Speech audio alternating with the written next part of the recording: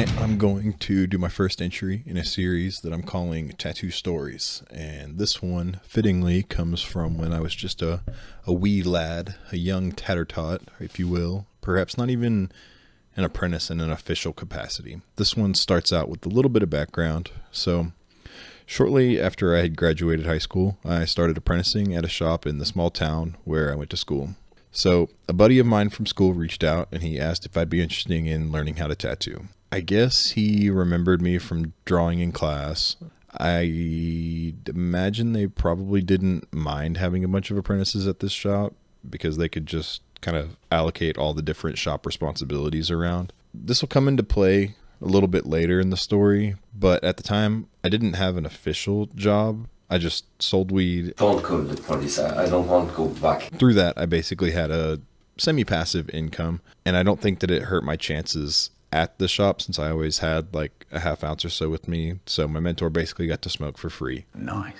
Even though his girlfriend also sold weed, Nice. which again comes into play a little bit later. So I had been there for a while, just normal apprentice responsibilities, working the counter, taking out the trash. At the time, everybody still used stainless steel tubes, so I was responsible for scrubbing the tubes and running the autoclave. And then one day, an acquaintance of mine, I have to emphasize acquaintance, and this is not the first opportunity to mention how naive I really was at the age of 18. So an acquaintance of mine from grade school, he hit me up wanting to buy a larger quantity of weed than I was going to be able to sell him from my own stores, if you will. Because I knew that my mentor's girlfriend also sold weed and she sold larger quantities of weed than I did, I figured I would just middleman it to her. From what I can remember, I think she had enough on her because she was actually the piercer at this tattoo shop. So I seem to recall that she had enough on her to be able to just like sell it to him without having to go home. So she was pretty much ready. She could have come in at any time. For reasons that were unknown to me at the time, he went unresponsive until later that night.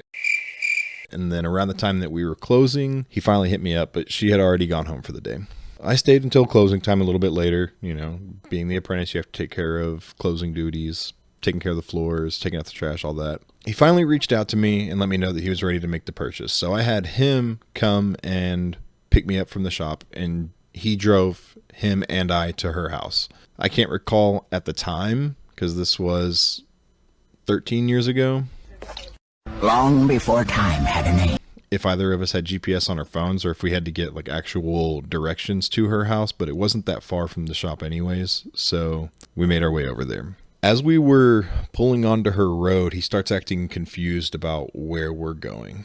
So he stops and pulls over, telling me to hop in the driver's seat, and at the time at least, that didn't seem weird to me. And this is the second opportunity where I have to feel like it's worth mentioning how naive I was at the time, because I didn't even think to question why he needed to access his trunk at this point. That's suspicious. So anyways, he hops into the passenger side and, we drive the half mile or so back down the road to where her house is. As we're still driving, but pulling up to her house, I hear him tell me to act normal.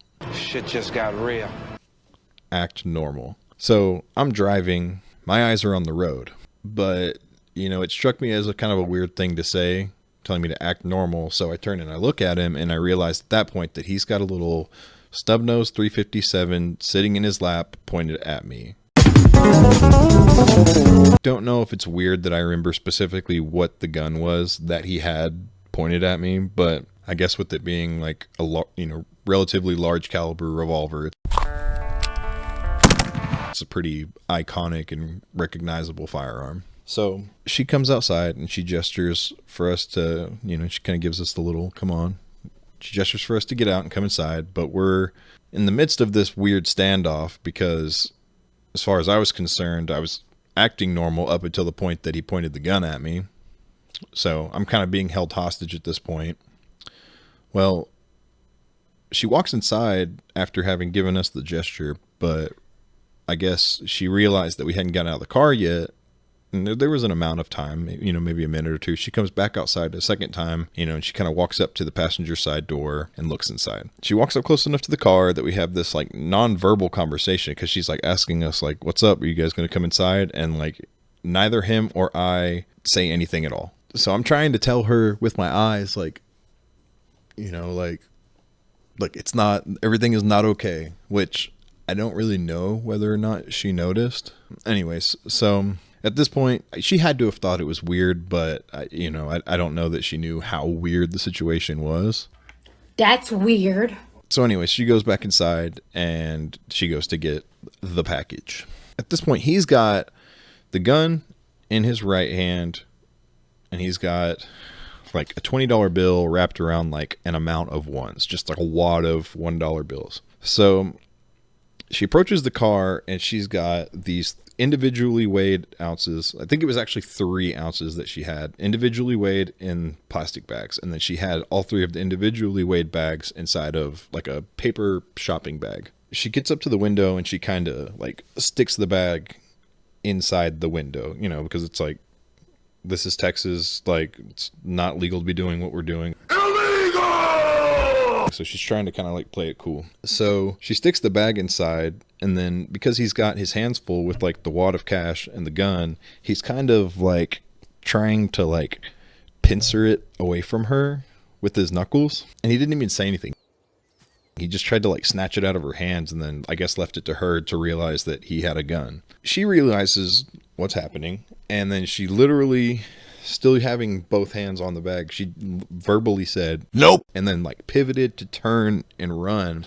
But as she's pivoting, she snatches the cash out of his hand. Give me that little girl. And then she goes and runs behind her. She had a Suburban. So as she's doing that, the paper bag ripped open. Of the 3 ounces, 1 landed in the car, 2 landed outside the car. So at this point, shit's popping off. He points the gun at me and tells me to drive.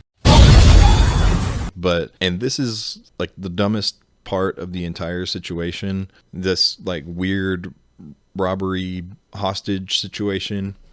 He tells me to drive, and then he turns, pops off a shot in the direction that she ran, breaks the back window of her Suburban. So the window's shattered, and then as we're pulling off, he like immediately starts almost apologizing, or at least like trying to explain or justify himself. I'm very sorry and I apologize. Mind you, as he's saying this to me, he's got the gun pointed at me now. He's like telling me he's got a kid on the way and he's got to get his money, or pretty bizarre. So he tells me to drive northbound on I-35, which would have been a right. I kind of acted confused because I live in the opposite direction and I'm not trying to get further involved in this like weird hostage situation. So instead of going right to hop on the freeway, I go straight, like we're going to go southbound. Pretty sneaky, sis. And then we're like on an overpass and there's like a bunch of cars in this intersection. So there's like 8 cars and he just tells me to get out of the car. And that was actually the last time I saw or heard from him. So the next day at the shop, you know, where it begins getting relevant to my tattooing again. The next day, my mentor basically told me I needed to pay for the back window of the Suburban, which to be honest, I probably would have done anyways. But other than that, there weren't really any